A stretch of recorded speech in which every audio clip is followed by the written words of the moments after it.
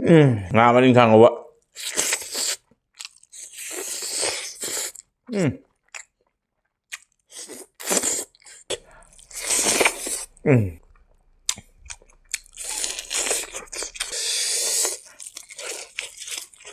Mahau di mana pukai bi mahau ni buah. Let's go baby look kit.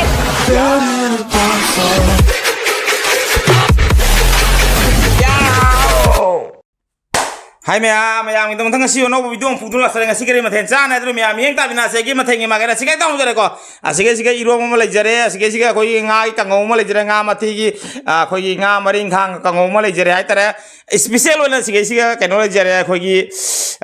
ngasingi koi kari hai tare inam dagi ngaren hawai ngai hai tare inam dagi ngaren ngai mulai jere ngasing ngagi ngaren mulai jere ko nabar segi hawaimaton lejare maton hawaimaton lejare irom bane gadi nga marinkha ngau bane de gadi kana akhoi rau nga gi keno haitare ngasi thong thamama haye nungala sabdo kari haiba ngaren hawai tare ngaren hawa chajarage ado ai ngaren hawa se mayam yengbi si mayam harakani mahi tai ta den mai te go sina jatan to rinko chaba haktam hokjare ko gi imana babone su subscriber imana babone su arak pani mana inam dani ngaren hobo sabiro ngaren ngaren hobo ngasin dang nga thonga haye nungala sabiro ado ngaren nga duga di irom mam gaina siga ngaren lejare siga khoi kano lejare irom ba lejare ado duga khoi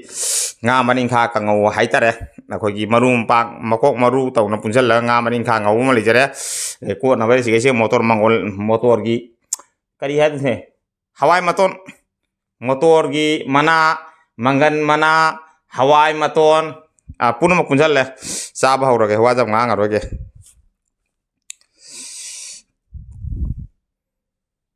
marinkha dei lauroi ko ingi he hejang ingi he tawishung ne hejang hidu haidarage tare jegata ingatsarage mangda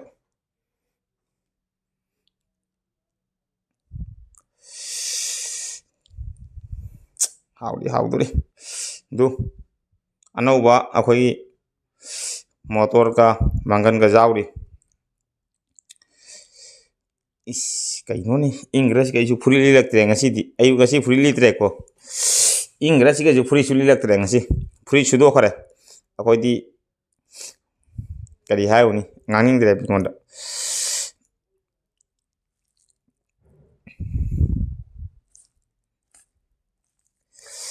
sabe kam jara wajam ngajar roge bo inge furi su jaw de ngasi di genji na dum chatla bani na furi su do khare aba gin thang li ke to furi to lit nai nung bang ko du nungai tra ba hai tare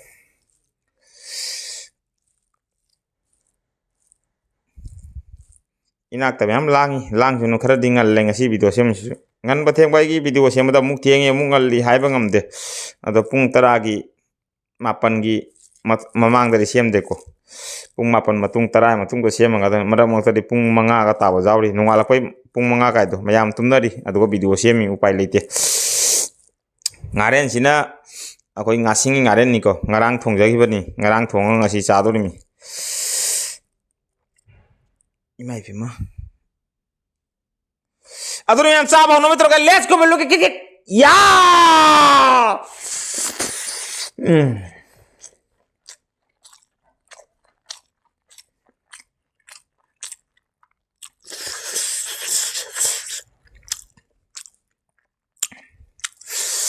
好了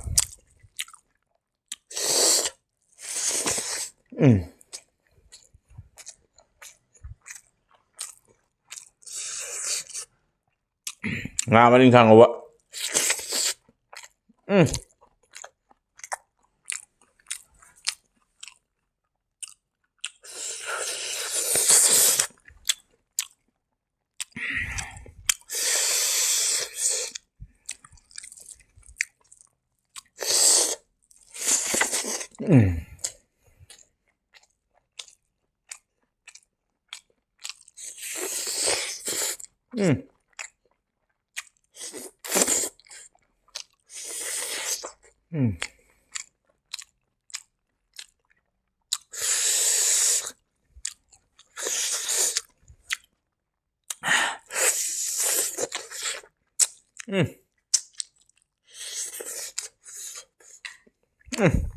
Đang xem giả bốn thế vừa ngắn đến sao bác ạ ayuk tan ka sabra phama sagadan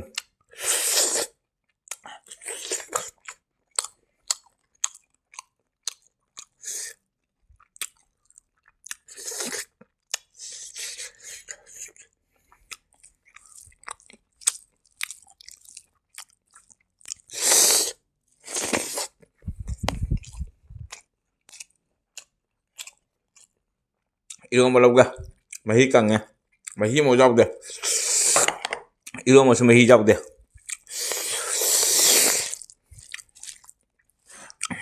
kari no he si disco to bukan mo yung tawre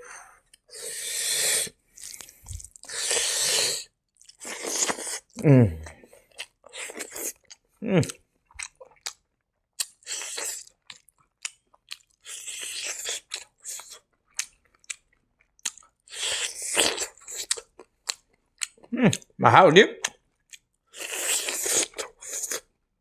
padahal gua mahal na fugai bana ing bana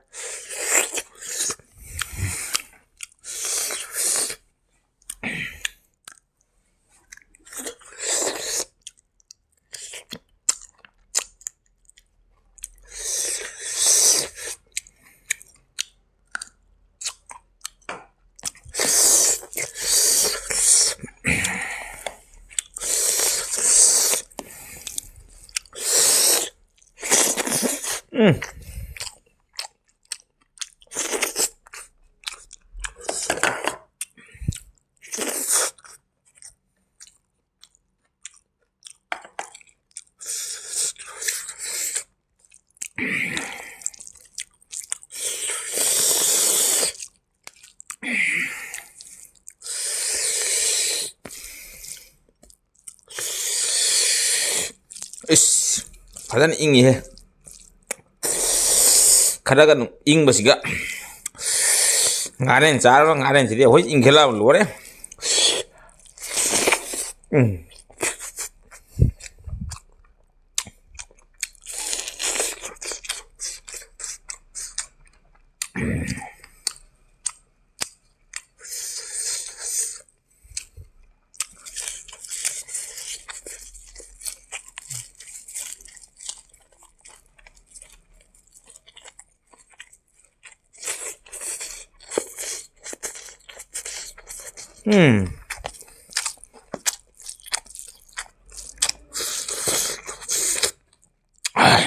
fulgobi ke jauh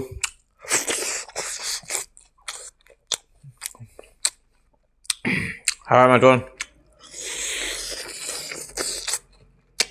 maton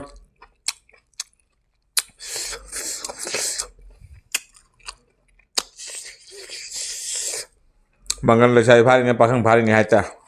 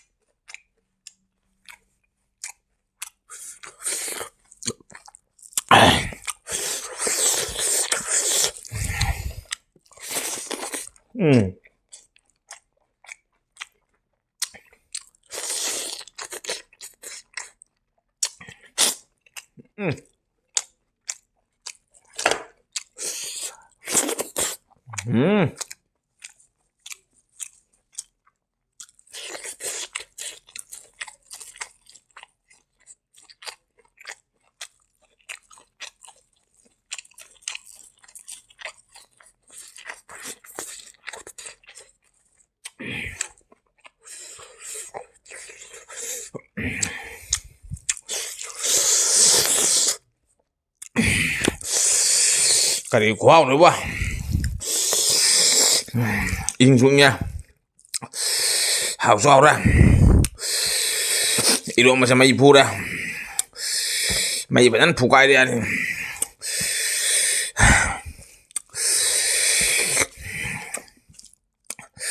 Mahal dia kan pukai bi mahal ni bah.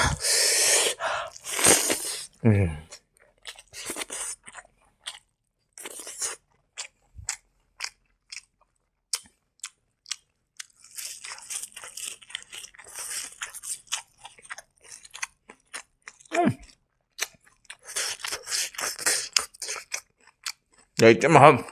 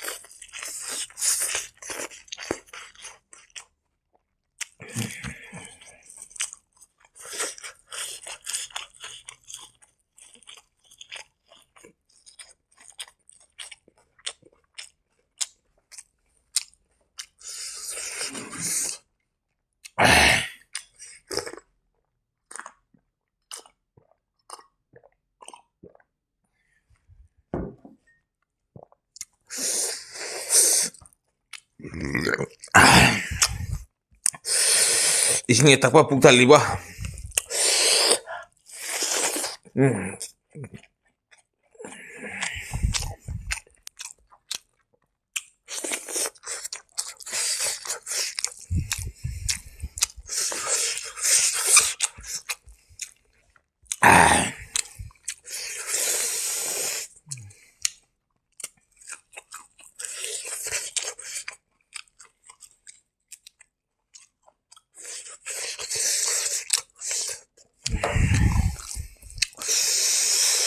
Bapak saya masa.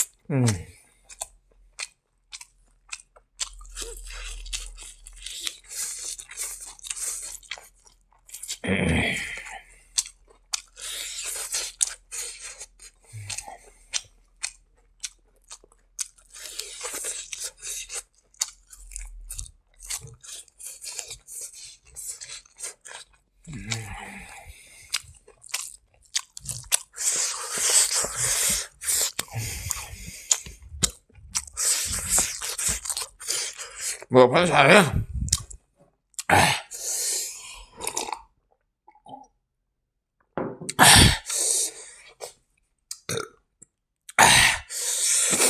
이러면 정말 못 사해. 이러면 그 싸로 뭐.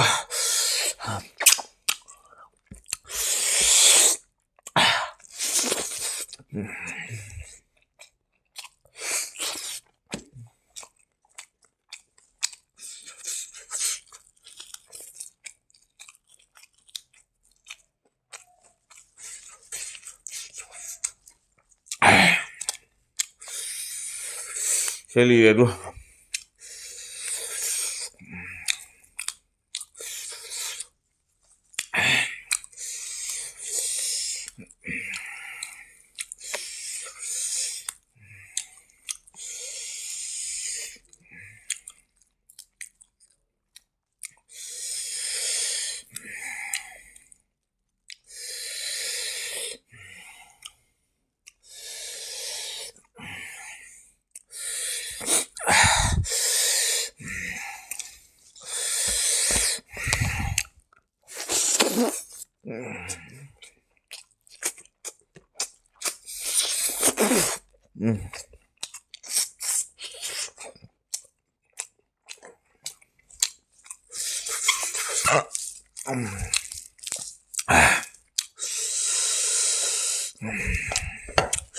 mà hao chúng ta lâu gây rom xem rục sầm giảm xa xuống tận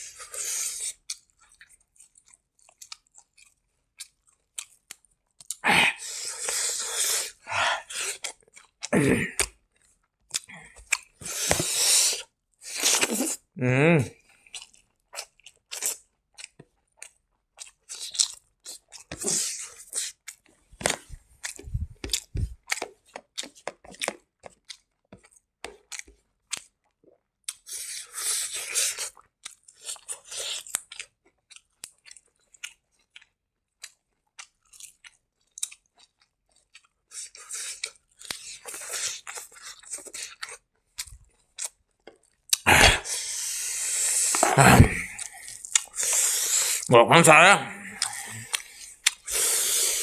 quăng ăn tốt đẹp quá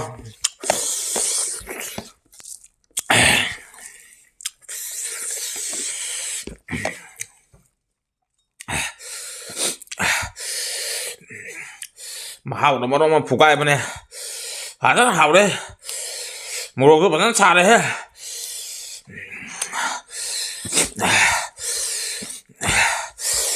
nga marinkha ngầu với cái tàu nè rồi sẽ là cái